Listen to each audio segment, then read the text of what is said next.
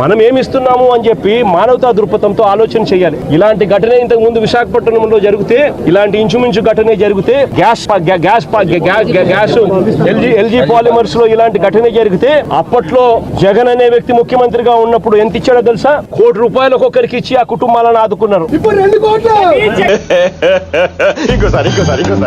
జగన్ అనే వ్యక్తి ముఖ్యమంత్రిగా ఉన్నప్పుడు ఎంత ఇచ్చాడో తెలుసా? ₹1 కోటి ఒక్కొక్కరికి ఇచ్చి ఆ కుటుంబాలను ఆదుకున్నారు. ఇప్పుడు 2 కోట్ల.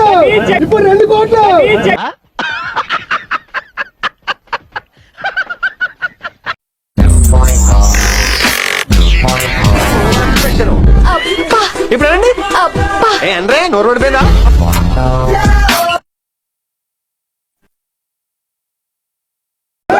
వైస్ ప్రెసిడెన్సీ వయసుని ఎన్నుకునే ఎన్నిక, వయసుని రెండోసారి వైస్ చైర్మన్ ఎన్నుకునే ఎన్నిక జరిగితే తెలుగు రాదు, ఇంగ్లీష్ రాదు, సన్నాసి. రాజ్యాంగ మునగడ గాని గతంలో పోలీసులు మా హయాంలో అత్యుత్తమ పనితీరుతో, సంస్కరణలతో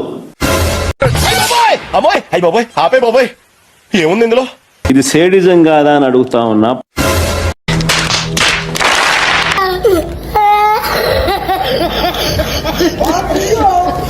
ఈ వ్యక్తి ప్రెస్ మీట్ పెట్టి నేను మెగా డిఎస్సికి తోడ్పడ్డాను, కానీ మెగా అంటే నాకు తెలియదు అంటున్నాడు. మెగా డిఎస్సి అనేది ఒక సంస్థ. మెగా అనేది ఏమిటో నాకైతే అర్థం కాదు. కానీ నీకు మెగా అంటే ఎందుకు అర్థం అవుతుంది? దగ, పగ, మెగా. మెగా డిఎస్ అంటే చదువుకున్న వాళ్ళకి అర్థం అవుతుంది. నీలాంటి చదువుకోనోడికి ఏం అర్థం అవుతుంది?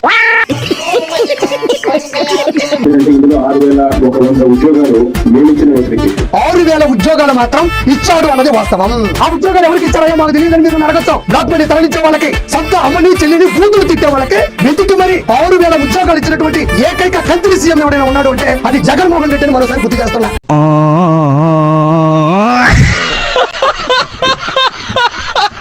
మనకు ఒక మేకప్ మంత్రి ఉంది, మీ అందరూ చెప్పాల్సిందే.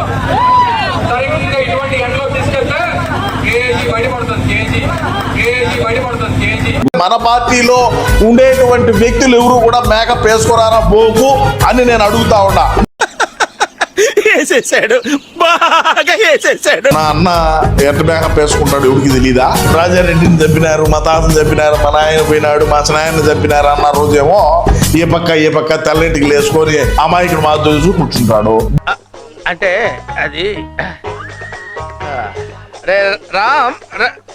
డిఎస్సీలో లోపాలు జరిగినాయి, డిఎస్సీలో అక్రమాలు జరిగినాయి, ఎదిగినన్న రోజు నెక్క పెయింట్ వేసి సన్ స్క్రీన్ పూసి శుద్ధంగా వచ్చి కూర్చుంటాడు. అన్నే వేసుకుంటాడు మేకప్. ఎవరో వేసుకునేది ఎందుకు? రోజా గారు ఈనాడైనా సరే మేకప్ లేకుండా ఏ ప్రెస్ మీట్ పెట్టుంటారు? చిలకలూరుపేట మన ముద్దుగా పిలుచుకునేటువంటి చిలకమ్మ గారు కావచ్చు, వీళ్ళు ఎవరు మేకప్ వేసుకోరా? మరి అదే విధంగా మన మణిరత్నం శ్యామల గారు మరి మేకప్ వేసుకోరా? అన్నే వేసుకుంటాడు మేకప్. వచ్చు వీళ్ళు వేసుకునేది ఏంది?